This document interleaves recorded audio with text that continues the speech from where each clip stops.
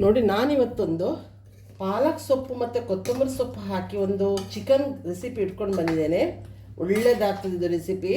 ಇದಕ್ಕೊಂದು ನಾನು special oil ಹಾಕಿ ನಾನು ಮಾಡಿದೆ. ಯಾವಾಗ ನಾನು ತೆಂಗಿನೆಣ್ಣೆಯಲ್ಲಿ ಹಾಕಿ ಮಾಡ್ತಿದ್ದೆ, ತೆಂಗಿನೆಣ್ಣೆ ಹಾಕಿ ಯೂಸ್ ಮಾಡಿ ನಂದೆಲ್ಲ ರೆಸಿಪಿಗಳು ತೆಂಗಿನ ಮತ್ತು ತುಪ್ಪ ಹಾಕಿ ನಾನು ಯೂಸ್ ಮಾಡೋದು. ಬಟ್ ಇವತ್ತು ನಾನೊಂದು ಸ್ಪೆಷಲ್ ಆಯಿಲ್ ಯೂಸ್ ಮಾಡಿದ್ದೇನೆ ಈ ರೆಸಿಪಿಗೆ. ಈ ರೆಸಿಪಿಯನ್ನು ನೀವು ಮಾಡಿ ನೋಡಿ, ತಿನ್ನಲಿಕ್ಕೆ ಚಪಾತಿ, ನಾನ್, ಪರೋಟ, ನೀವು ವೈಟ್ ರೈಸಿಗೆಲ್ಲ ಒಳ್ಳೆಯದಾಗ್ತದೆ. ಈ ಗ್ರೇವಿ ತಿನ್ನಲಿಕ್ಕೆ ಹೆಲ್ತ್ಗೂ ಒಳ್ಳೆಯದು. ಪಾಲಕ್ ಸೊಪ್ಪೆಲ್ಲ ಉಂಟು ಇದರಲ್ಲಿ, ಮತ್ತು ಮಾಡಲಿಕ್ಕೂ ಈಸಿ ಉಂಟು. ಏನು ಕಷ್ಟ ಏನೂ ಇಲ್ಲ. ನೀವು ಕ್ರೀಮ್ ಏನು ಹಾಕಬೇಕಾಗಿಲ್ಲ, ಕಾಯಿ ತುರಿ ಕ್ರೀಮ್ ಏನು ಹಾಕಲಿಕ್ಕಿಲ್ಲ, ದಿಢೀರನೇ ಮಾಡ್ಬೋದು. ಪಾಲಕ್ ಸೊಪ್ಪು ಮತ್ತು ಕೊತ್ತಂಬರಿ ಸೊಪ್ಪು ಹಾಕಿ ನಾನು ಕೆಲವೆಲ್ಲ ಸ್ಪೆಷಲ್ ಇಂಗ್ರೀಡಿಯೆಂಟ್ಸ್ ಹಾಕಿದ್ದೇನೆ. ಆಯಿಲ್ ಮಾತ್ರ ನಾನು ಹಾಕಿದ್ದೇನೆ. ಆ ಆಯಿಲನ್ನೇ ಹಾಕಿ ಯೂಸ್ ಮಾಡಿ ಮಾಡ್ಬೋದು. ಇದು ನಿಮ್ದು ಯಾವುದು ಕುಕ್ಕಿಂಗ್ ಆಯಿಲ್ ಉಂಟು ಅದರಲ್ಲಿ ನೀವು ಯೂಸ್ ಮಾಡಿ ಈ ರೆಸಿಪಿಯನ್ನು ಮಾಡ್ಬೋದು. ಬಟ್ ಈ ರೆಸಿಪಿಯನ್ನು ನೀವು ಟ್ರೈ ಮಾಡಿ ನೋಡಿ. ಈ ರೆಸಿಪಿ ಇಷ್ಟ ಇದಕ್ಕೊಂದು ಲೈಕ್ ಕೊಡಿ. ಸಬ್ಸ್ಕ್ರೈಬ್ ಆಗದವರು ಆದಷ್ಟು ಬೇಗ ಸಬ್ಸ್ಕ್ರೈಬ್ ಆಗಿ ನನಗೆ ಸಪೋರ್ಟ್ ಮಾಡಿ. ನಾನು ಈಗ ಪಾಲಕ್ ಸೊಪ್ಪು ಹಾಕಿ ಚಿಕನ್ ಮಾಡೋದು ಹೇಗೆ ಅಂತ ನಾನು ನಿಮಗೆ ಇವತ್ತು ಕಲಿಸಿಕೊಡ್ತಿದ್ದೇನೆ. ಬನ್ನಿ ನೋಡಿ ಕಲಿಯಿರಿ. ನಮಸ್ಕಾರ ಎಲ್ಲರಿಗೂ, welcome back to my channel. ನಾನಿವತ್ತೊಂದು ನೋಡಿ 1 kg ಚಿಕನ್ ತಗೊಳ್ಳಿದೆ. ನಾನು ಚಿಕನ್ ರೆಸಿಪಿ ನಾನು ಪಾಲಕ್ ಸೊಪ್ಪು ಮತ್ತು ಕೊತ್ತಂಬರಿ ಸೊಪ್ಪು ಹಾಕಿ ಒಂದು ಸ್ಪೆಷಲ್ ಆಯಿಲ್ ಹಾಕಿ ನಾನು ಇವತ್ತು ನಿಮಗೊಂದು ಚಿಕನ್ ರೆಸಿಪಿ ನಾನು ಮಾಡಿ ತೋರಿಸ್ತಾ ಇದ್ದೇನೆ. ಇದಕ್ಕೆ 1 kg ಚಿಕನ್ ತಗೊಂಡಿದ್ದೇನೆ. ಅರ್ಧ ಕಪ್ಪಿನಷ್ಟು ಬೀಟ್ ಮಾಡಿದ ಕರ್ಡನ್ ಇದಕ್ಕೆ ಹಾಕ್ತೇನೆ. ಮ್ಯಾರಿನೇಷನ್ ಮಾಡಿ ಇಡ್ಲಿಕ್ಕೆ ಉಂಟು ಇದನ್ನು. ಉಳಿದ ಪ್ರೊಸೆಸನ್ನು ನಾನು ನಿಮಗೆ ತೋರಿಸ್ತೇನೆ. ವಾಯ್ಸ್ ಸ್ವಲ್ಪ ಬ್ರೇಕ್ ಉಂಟು ನಂದು. ಸೊ ಈಗ ಕರ್ಡ್ ಹಾಕಿದೆ. ಈಗ 1 ಟೇಬಲ್ ಸ್ಪೂನಷ್ಟು ಉಪ್ಪು ಮ್ಯಾರಿನೇಷನ್ ಮಾಡಲಿಕ್ಕೆ ಹಾಕ್ತೇನೆ. 1 ಟೇಬಲ್ ಸ್ಪೂನಷ್ಟು ನಾನು ಶುಂಠಿ ಬೆಳ್ಳುಳ್ಳಿ ಪೇಸ್ಟ್ ಹಾಕ್ತೇನೆ. ಇದನ್ನು ಚೆಂದ ಮಾಡಿ ಮ್ಯಾರಿನೇಷನ್ ಮಾಡಿ ಇಡುವ.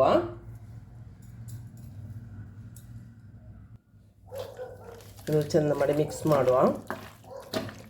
ಮೊಸರು, ಶುಂಠಿ ಬೆಳ್ಳುಳ್ಳಿ, ಉಪ್ಪೆಲ್ಲ ಚಿಕನ್ ಪೀಸಿಗೆ ಒಳ್ಳೆ ಕೋಟ್ ಆಗಲಿ. ಈಗ ನನಗೆ ಬೇರೆಲ್ಲ ಪ್ರೋಸೆಸ್ ಉಂಟು. ಆ ಮಸಾಲ ಫ್ರೈ ಮಾಡಲಿಕ್ಕೆಲ್ಲ ಉಂಟು, ಅದನ್ನೆಲ್ಲ ತೋರಿಸ್ತೇನೆ ನಾನು. ಈ ಚಿಕನ್ ಒಳ್ಳೆಯದಾಗ್ತದೆ. ಚಪಾತಿ, ನಾನ್, ಪರೋಟ ಎಲ್ಲದಕ್ಕೂ ಈ ಚಿಕನ್ ನಿಮಗೆ ಈ ರೆಸಿಪಿ ಒಳ್ಳೆಯದು. ಪಾಲಕ್ ಹೆಲ್ತಿಗೂ ಒಳ್ಳೆಯದು. ಮತ್ತು ಈಗ ಇದನ್ನು ಮ್ಯಾರಿನೇಷನ್ಗೆ ಇಡುವ.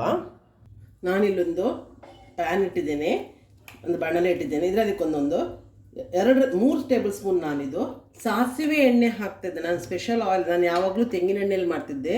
ಬಟ್ ಇವತ್ತು ನಾನು ಈ ಚಿಕನನ್ನು ಸಾಸಿವೆ ಎಣ್ಣೆಯಲ್ಲಿ ಮಾಡ್ತಾಯಿದ್ದೇನೆ, ಸಿಸಮ್ ಆಯಿಲ್ ಅಂತ. ಸೊ ಇದನ್ನು 2 ರಿಂದ 3 ಟೇಬಲ್ ಸ್ಪೂನ್ ನಾನು ಆಯಿಲ್ ಹಾಕಿದೆ. ಈಗ ಆಯಿಲ್ ಇದನ್ನು ಸ್ವಲ್ಪ ಬಿಸಿ ಆಗಲಿ. ಬಿಸಿ ಆಗೋ ಹೊತ್ತಿಗೆ ನಾನು ನಿಮಗೆ ಎಲ್ಲ ಇಂಗ್ರೀಡಿಯೆಂಟ್ಸ್ ತೋರಿಸ್ತಾ ಹೋಗ್ತೇನೆ. ಇಲ್ಲಿ ನೋಡಿ, ನಾನು ಒಂದು 5-6 ಹೆಸರು ಬೆಳ್ಳುಳ್ಳಿ ತಗೊಂಡಿದ್ದೇನೆ, 1 ಇಂಚು ಶುಂಠಿ ತಗೊಂಡಿದ್ದೇನೆ, 3 ಏಲಕ್ಕಿ, ಚಕ್ಕೆ 2 ತುಂಡು, ಒಂದು 7-8 ಲವಂಗ, ಅರ್ಧ ಟೇಬಲ್ ಸ್ಪೂನು ಪೆಪ್ಪರ್, ಇಡೀ ಪೆಪ್ಪರ್, ಮತ್ತು 4 ಊರಿನ ಮೆಣಸು, ಘಾಟಿ ಮೆಣಸು ಹಾಕ್ತಿದೆ, 2 ಗ್ರೀನ್ ಚಿಲ್ಲಿ, ಇದು ಜಾವಿತ್ರಿ ತಗೊಂಡಿದ್ದೇನೆ, 1 ತುಂಡು ಜಾವಿತ್ರಿ. ಹೆಚ್ಚು ಹಾಕಬೇಡಿ, ಇದು ಘಾಟ್ ಬರ್ತದೆ. ಇದನ್ನೆಲ್ಲ ಇದಕ್ಕೆ ಹಾಕ್ತೇನೆ ನಾನು. ಇದನ್ನು ಸ್ವಲ್ಪ ಫ್ರೈ ಮಾಡುವ.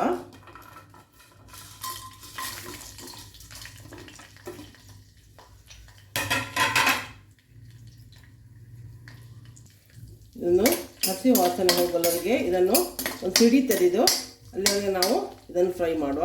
1 ನಿಮಿಷ ಫ್ರೈ ಮಾಡಿದ್ರೆ ಸಾಕು. ಇದಕ್ಕೆ ನಾನು 2 ಆನಿಯನನ್ನು ಸಣ್ಣಕ್ಕೆ ಉದ್ದಕ್ಕೆ ಹೆಚ್ಚಿ ತಂದಿದ್ದೇನೆ. ನೋಡಿ, ಈ ಥರ ತೆಳುವು ಸ್ಲೈಸ್ ಮಾಡಬೇಕು ಆನಿಯನನ್ನು. 2 ಆನಿಯನ್ ಉಂಟು ಇದರಲ್ಲಿ. ಇದನ್ನು ಇದಕ್ಕೆ ಹಾಕ್ತೇನೆ. ಇದರ ಜೊತೆ ನಾನೀಗ ಫ್ರೈ ಮಾಡ್ತೇನೆ. ಮೀಡಿಯಂ ಫ್ಲೇಮಲ್ಲಿ ಇದನ್ನು ಫ್ರೈ ಮಾಡ್ತೇನೆ, ಆನಿಯನನ್ನು ಕೂಡ.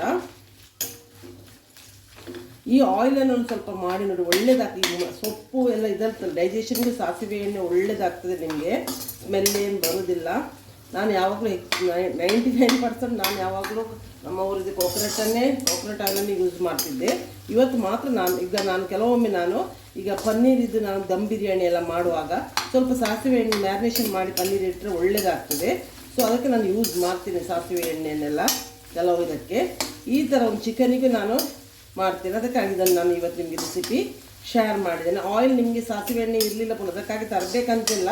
ನೀವು ಹಾಕೋ ಕುಕ್ಕಿಂಗ್ ಆಯಿಲಲ್ಲಿ ನೀವು ಮಾಡ್ಬೋದು. ಟೇಸ್ಟಲ್ಲಿ ಸ್ವಲ್ಪ ವೇರಿಯೇಷನ್ ಇರ್ತದೆ ಅಷ್ಟೇ, ಮತ್ತು ಏನಿಲ್ಲ. ಅದೇ ತಂದೆ ಮಾಡಬೇಕಂತ ಏನಿಲ್ಲ. ಬಟ್ ನಿಮಗೆ ಮಾಡಲಿಕ್ಕೆ ಇಂಟ್ರೆಸ್ಟ್ ಇದೆ ಕುಕ್ಕಿಂಗಲ್ಲಿ, ಈ ಥರ ಸಾಸಿವೆ ಎಣ್ಣೆಯಲ್ಲಿ ಒಂದ್ಸಲ ಈ ಚಿಕನ್ ರೆಸಿಪಿಯನ್ನು ನೀವು ಮಾಡಿ ನೋಡ್ಬೋದು. ನಾನು ಈಗ ಇದು ಕಲರ್ ಚೇಂಜ್ ಆಗ್ತಾ ಬಂದು ಆನಿಯನ್ದು ಕಲರ್ ಚೇಂಜ್ ಆಗ್ತಾ ಬಂತು. ಈಗ ನಾನು ಇದಕ್ಕೆ ಗ್ಯಾಸನ್ನು ಸಿಮ್ಮಲ್ಲಿ ಇಡ್ತೇನೆ.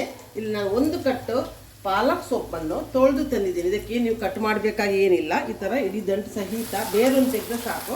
ಪಾಲಕ್ ಸೊಪ್ಪನ್ನು ಇದಕ್ಕೆ ಹಾಕ್ತೇನೆ. ಇದನ್ನು ಫ್ರೈ ಮಾಡಲಿಕ್ಕುಂಟು. ಅದೇ ಥರ ಒಂದು ಕಟ್ಟಿದಷ್ಟು ಕೊತ್ತಂಬರಿ ಸೊಪ್ಪು ಉಂಟು, ಅದು ಕೂಡ ದಂಟು ತೆಗೆದು ಬೇರನ್ನು ಕಟ್ ಮಾಡಿ ದಂಟು ಕೂಡ ಹಾಕ್ತಾ ಇದ್ದೇನೆ. ಇದನ್ನು ಕೂಡ ಇದನ್ನೆಲ್ಲ ಫ್ರೈ ಮಾಡುವ ನಾವು. ಆನಿಯನ್ ಸ್ವಲ್ಪ ಕಲರ್ ಚೇಂಜ್ ಆಗಿ ಸಾಫ್ಟ್ ಆಗ್ತದೆ. ಬ್ರೌನ್ ಕಲರ್ಗೆ ಇದಾಗುವಾಗ ನಾವು ಇದನ್ನು ಈ ಸೊಪ್ಪನ್ನೆಲ್ಲ ಹಾಕಿ ಫ್ರೈ ಮಾಡಿದರೆ ಆಯಿತು. ಮತ್ತು ತಣಿದ ನಂತರ ಇದನ್ನು ಪೇಸ್ಟ್ ಮಾಡಲಿಕ್ಕೆ ಉಂಟು. ಪಾಲಕ್ ಸೊಪ್ಪು ಬೇಗ ಸಾಫ್ಟ್ ಆಗ್ತದೆ. ಇದೆಲ್ಲ ನೋಡಿ ಈಗ ಸಾಫ್ಟ್ ಆಯಿತು. ಇದು ನಾನು ಗ್ಯಾಸ್ನಿಂದ ಇದನ್ನು ರಿಮೂವ್ ಮಾಡ್ತೇನೆ. ಇದು ತಣಿದ ನಂತರ ಮಿಕ್ಸಿ ಜಾರಲ್ಲಿ ಇದನ್ನು ನಾನು ಪೇಸ್ಟ್ ಮಾಡಿ ತರ್ತೇನೆ. ನೋಡಿ ಪಾಲಕ್ ಸೊಪ್ಪು ಎಷ್ಟು ಮುದ್ದೆ ಆಯ್ತು ನೋಡಿ, ಕೊತ್ತಂಬರಿ ಸೊಪ್ಪು ಪಾಲಕ್ ಸೊಪ್ಪು. ಅದಕ್ಕಾಗಿ ನೀವು ಕಟ್ ಮಾಡ್ಲಿಕ್ಕೆ ಹೋಗೋ ಎಂದು ಪ್ರಮೇ ಬೇಕಾಗಿಲ್ಲ, ಡೈರೆಕ್ಟ್ ಹಾಕಿದ್ರೆ 5 ನಿಮಿಷದಲ್ಲಿ ಅದು ಸಾಫ್ಟ್ ಆಗ್ತದೆ. ಈ ಥರ ಅದು ಹಸಿ ವಾಸನೆ ಎಲ್ಲ ಹೋಗಬೇಕು. ಈಗ ಅದು ತಣಿತಾ ಇರುವಾಗ ನಾನು ಸೇಮ್ ಇದೇ ಬಣಲೆಗೆ ಪುನಃ ಒಂದು 2 ಟೇಬಲ್ ಸ್ಪೂನ್ ಅಷ್ಟು ಸಾಸಿವೆ ಎಣ್ಣೆಯನ್ನು ಹಾಕ್ತೇನೆ ನಾನು.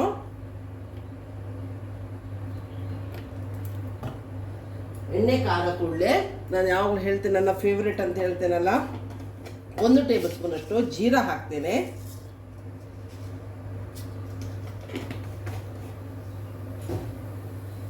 ಜೀರಾ ಇದು ಸಿಡಿಲಿ.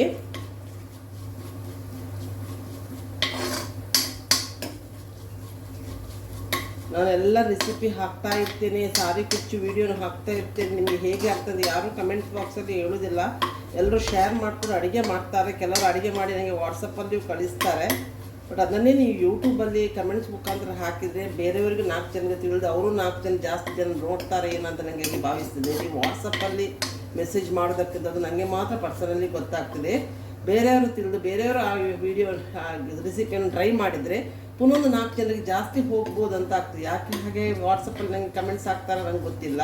ನೀವು ಆದಷ್ಟು ಯೂಟ್ಯೂಬಲ್ಲಿ ನನ್ನ ಯೂಟ್ಯೂಬ್ ಚಾನಲಲ್ಲಿ ಕಮೆಂಟ್ಸ್ ಹಾಕಿ ನನಗೆ ಸಪೋರ್ಟ್ ಮಾಡೋರಿದ್ದರೆ. ನೋಡಿದು ಈಗ ಸಿಡಿಲಿಕ್ಕೆ ಸ್ಟಾರ್ಟ್ ಆಗ್ತಾ ಬಂತು.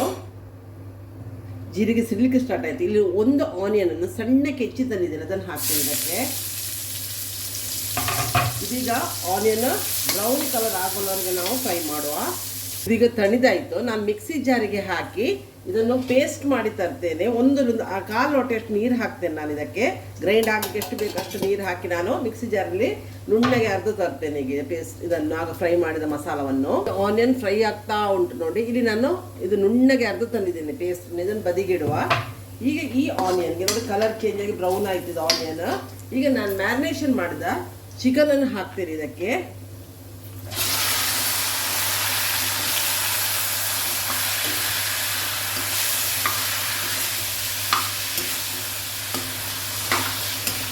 ಚಿಕನ್ ಕಲರ್ ಚೇಂಜ್ ಆಗೋವರೆಗೆ ನಾವು ಸ್ವಲ್ಪ ಒಂದು 5 ನಿಮಿಷ ಫ್ರೈ ಮಾಡುವ.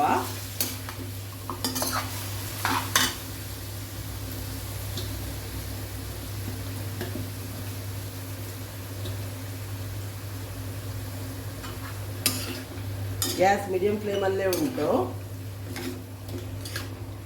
ಇದು ದೊಡ್ಡ ಪೀಸಲ್ಲಿಯೂ ಮಾಡ್ಬೋದು. ನಾನು ಮೀಡಿಯಂ ಪೀಸಲ್ಲಿ ಮಾಡಿದ್ದೇನೆ. ಚಿಕನ್ ಮೀಡಿಯಂ ಪೀಸ್ ಉಂಟು. ಇದು ಮೀಡಿಯಂ ಫ್ಲೇಮಲ್ಲಿ ಇದನ್ನು ಒಂದು 2 ನಿಮಿಷ ಇದು ಕಲರ್ ಚೇಂಜ್ ಆಗೋವರೆಗೆ ಚಿಕನ್ ಪೀಸನ್ನು ಫ್ರೈ ಮಾಡುವ. ನೋಡಿ ಚಿಕನ್ ಇದು ಕಲರೆಲ್ಲ ಚೇಂಜ್ ಆಯ್ತು. ವೈಟ್ ಇತ್ತಲ್ಲ, ಈಗ ಕಲರೆಲ್ಲ ಚೇಂಜ್ ಆಯಿತು. ಈಗ ನಾನು ಒಂದೇ ಮಸಾಲವನ್ನು ಹಾಕ್ತಾ ಬರ್ತೇನೆ. ಇಲ್ಲಿ ನಾನು ಅರ್ಧ ಟೇಬಲ್ ಸ್ಪೂನ್ ಅಷ್ಟು ಹಳದಿ ಹಾಕ್ತೇನೆ. 1 ಟೇಬಲ್ ಸ್ಪೂನ್ ಅಷ್ಟು ಕೊರಿಯಂಡರ್ ಪೌಡರ್ ಹಾಕ್ತೇನೆ. ಜೀರಾ ಆಲ್ರೆಡಿ ಇಲ್ಲಿ ಹಾಕಿದ್ದೇನೆ. ಇದು ಫ್ರೈ ಮಾಡಿದ ಜೀರಾ. ಅರ್ಧ ಟೇಬಲ್ ಸ್ಪೂನ್ ಜೀರಾ ಪೌಡರ್ ಹಾಕ್ತೇನೆ. ನನ್ನ ಸ್ಪೂನ್ ದೊಡ್ಡದುಂಟು.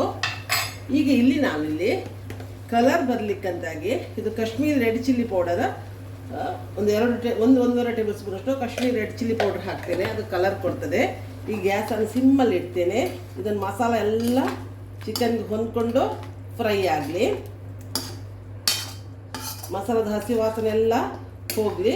ಅಲ್ಲಿವರೆಗೂ ಒಂದು 2 ನಿಮಿಷ ನಾವು ಇದನ್ನು ಫ್ರೈ ಮಾಡುವ. ಈಗ ಇದು ಮಸಾಲೆದೆಲ್ಲ ಹಸಿ ವಾಸನೆ ಎಲ್ಲ ಹೋಯಿತು. ಈಗ ನಾನು ಆಗ ಪೇಸ್ಟ್ ಮಾಡಿ ಇಟ್ಟದ್ದುಂಟಲ್ಲ ಅದನ್ನು ಇದಕ್ಕೆ ಹಾಕ್ತೇನೆ.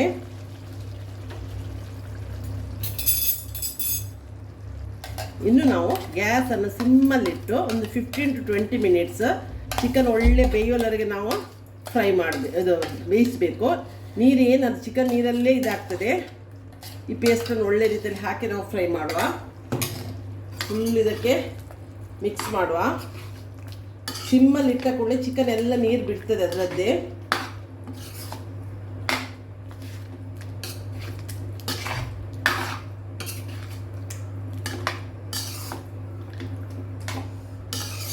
ಮತ್ತು ನಾವು ಆನಿಯನ್ದೆಲ್ಲ ಪೇಸ್ಟೆಲ್ಲ ಫ್ರೈ ಮಾಡಿ ಹಾಕಿದ್ದೇವೆಲ್ಲ ದಪ್ಪ ಆಗ್ತಿದ್ದು ಗ್ರೇವಿ ಕೂಡ. ಇಷ್ಟು ಒಳ್ಳೆ ಮಿಕ್ಸ್ ಆಯಿತು. ಈಗ ಚಿಕನನ್ನು ನಾವು ಸಿಮ್ಮಲ್ಲಿಟ್ಟು ಒಂದು 15 to 20 ಮಿನಿಟ್ಸ್ ನಾವು ಚಿಕನನ್ನು ಒಳ್ಳೆ ಸಾಫ್ಟ್ ಆಗೋವರೆಗೆ ಚಿಕನ್ ಬೇಯಬೇಕು. ಅಲ್ಲಿವರೆಗೆ ನೀವು ಬೇಯಿಸಬೇಕು. ಲಿಡ್ ಮುಚ್ಚಿ ಸಿಮ್ಮಲ್ಲಿ ನಾನು ಬೇಯಿಸ್ತೇನೆ. ಈಗ ನಾನು ಓಪನ್ ಮಾಡಿ ನೋಡ್ತೇನೆ. ನೋಡಿ ಒಳ್ಳೆ ನೋಡಿ ಆಯಿಲ್ ಎಲ್ಲ ನಾವು ಬಿಡ್ತಾ ಬಂದಿದೆ ಇದಕ್ಕೆ. ಈಗ ನಾನು ಇದನ್ನು ಚೆನ್ನಾಗಿ ಮಾಡಿ ಮಿಕ್ಸ್ ಮಾಡ್ತೇನೆ.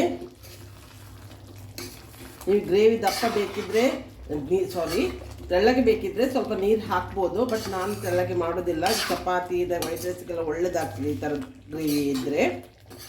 ಚೆನ್ನಾಗಿ ಮಾಡಿ ನಾನೀಗ ಇದನ್ನು ಮಿಕ್ಸ್ ಮಾಡಿದೆ. ಸಿಮ್ಮಲ್ಲಿ ನಾನೊಂದು 20 ಮಿನಿಟ್ಸ್ಗಿಂತ ಜಾಸ್ತಿ ನಾನು ಇದನ್ನು ಬೇಯಿಸಿದ್ದೇನೆ. ನೀವು ಚಿಕನ್ ಬೇಯೋವರೆಗೆ ನೀವು ಸಾಫ್ಟ್ ಆಗೋವರೆಗೆ ಬೇಯಿಸಿರ್ತೀವಿ. ಇದಕ್ಕೆ ನಾನೊಂದು ತಡಕ ರೆಡಿ ಮಾಡ್ತೇನೆ. ಅದು ಮತ್ತೂ ಒಳ್ಳೆ ಟೇಸ್ಟ್ ಕೊಡ್ತದೆ ಇದಕ್ಕೆ. ಇನ್ನೀಗೊಂದು ನಾನು ಒಗ್ಗರಣೆ ರೆಡಿ ಮಾಡ್ತೇನೆ ಇದಕ್ಕೆ. ಈ ಒಗ್ಗರಣೆಗೆ ಪುನಃ ನಾನೊಂದು 2 ಟೇಬಲ್ ಸ್ಪೂನಷ್ಟು ಸಾಸಿವೆ ಎಣ್ಣೆ ಹಾಕ್ತೇನೆ. ಎಣ್ಣೆ ಕಾಯ್ತಾ ಬರಲಿ. ಇಲ್ಲಿಗೆ ನಾನೊಂದು 6 ರಿಂದ 7 ಬೆಳ್ಳುಳ್ಳಿಯನ್ನು ಸಣ್ಣಕ್ಕೆ ಹೆಚ್ಚಿ ತಂದಿದ್ದೇನೆ. ಅದನ್ನು ಇದಕ್ಕೆ ಹಾಕ್ತೇನೆ.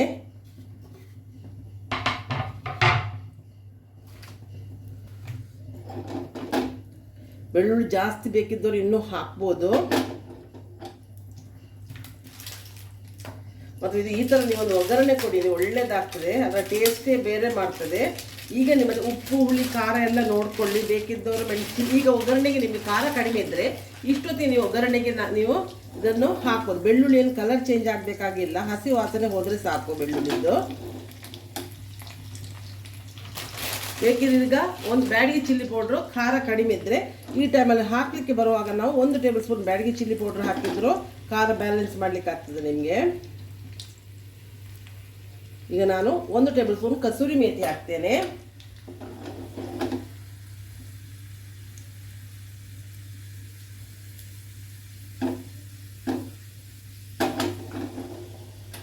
ಇದು ಮತ್ತು ನೀವು ಚಿಕನ್ ಮಾಡಿ ತಿಂದರೂ ಉಂಟಲ್ಲ, ಡೈಜೆಷನ್ಗೆ ಪ್ರತಿ ಒಂದಕ್ಕೂ ಏನು ಹೆವಿ ಕೂಡ ಆಗೋದಿಲ್ಲ, ಒಳ್ಳೇದಾಗ್ತದೆ. ನೀವು ಈ ಥರ ಈ ಚಿಕನ್ ಮಾಡಿ ನೋಡಿ. ಬೆಳ್ಳುಳ್ಳಿ ಏನು ಬ್ರೌನ್ ಕಲರ್ಗೆ ಚೇಂಜ್ ಆಗಬೇಕಾಗಿ ಏನು ಇಲ್ಲ. ಸ್ವಲ್ಪ ಹಸಿ ವಾಸನೆ ಹೋಗಿ ಸ್ವಲ್ಪ ಕ್ರಂಚಿ ಥರ ಆದರೆ ಸಾಕು ಬೆಳ್ಳುಳ್ಳಿ.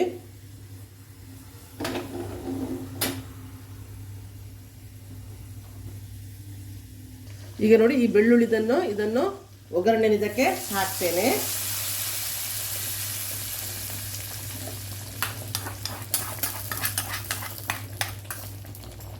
ಈಗ ಲಾಸ್ಟ್ ಸ್ವಲ್ಪ ನಾನು ಗರಂ ಮಸಾಲ ಪೌಡ್ರನ್ನು ಸ್ಪ್ರಿಂಕಲ್ ಮಾಡ್ತೇನೆ.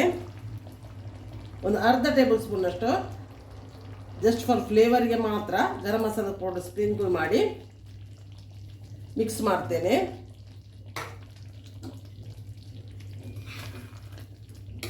ಇಲ್ಲಿಗೆ ಈ ರೆಸಿಪಿ ರೆಡಿ ಆಯಿತು. ಈ ಗ್ರೇವಿ ಪಾಲಕ್ ಮತ್ತು ಕೊರಿಯಾಂಡರ್ ಸೊಪ್ಪು ಹಾಕಿದ ಗ್ರೇವಿ ರೆಡಿ ಆಯಿತು. ಈ ರೆಸಿಪಿ ನಿಮಗೆ ಇಷ್ಟ ಆದರೆ ಇದಕ್ಕೊಂದು ಲೈಕ್ ಕೊಡಿ. ಸಬ್ಸ್ಕ್ರೈಬ್ ಆಗದೆ ಯಾರು ನೋಡ್ತಿದ್ದೀರಿ ನೋಡಿ, ಆದಷ್ಟು ಬೇಗ ನೀವು ಸಬ್ಸ್ಕ್ರೈಬ್ ಆಗಿ ನನ್ನ ಚಾನಲಲ್ಲಿ ವೆಜ್ ನಾನ್ ವೆಜ್ ರೆಸಿಪಿ, ಸಾರಿ ಕುಚ್ಚು ಎಲ್ಲ ವೀಡಿಯೋಗಳು ಸಿಗ್ತದೆ. ಏನಾದರೂ ನಾನು ಚೇಂಜಸ್ ಮಾಡಬೇಕಂತಿದ್ರೆ ನೀವು ನನಗೆ ಕಮೆಂಟ್ಸ್ ಬಾಕ್ಸಲ್ಲಿ ತಿಳಿಸಿ. ನೀವು ಆದಷ್ಟು ರೆಸಿಪಿ ಮಾಡಿದವರು ಕಮೆಂಟ್ಸ್ ಬಾಕ್ಸಲ್ಲಿ ತಿಳಿಸಿ ನಿಮಗೆ ಈ ರೆಸಿಪಿ ಹೇಗೆ ಆಯ್ತಂತ. ನಾನು ಇನ್ನೊಂದು ದಿವಸ ಬರುವಾಗ ಇನ್ನೊಂದು ಒಳ್ಳೆ ವೀಡಿಯೋದಿಂದ ಬಂದು ನಿಮ್ಮನ್ನು ಈ ಸಾರಿ ಕುಚ್ಚಿನ ವೀಡಿಯೋ ಆಗಿರ್ಬೋದು, ಕುಕ್ಕಿಂಗ್ ವೀಡಿಯೋ ಆಗಿರ್ಬೋದು ಮೀಟ್ ಆಗ್ತೇನೆ. ಅಲ್ಲಿವರೆಗೆ ಬಾಯ್, ಥ್ಯಾಂಕ್ ಯು.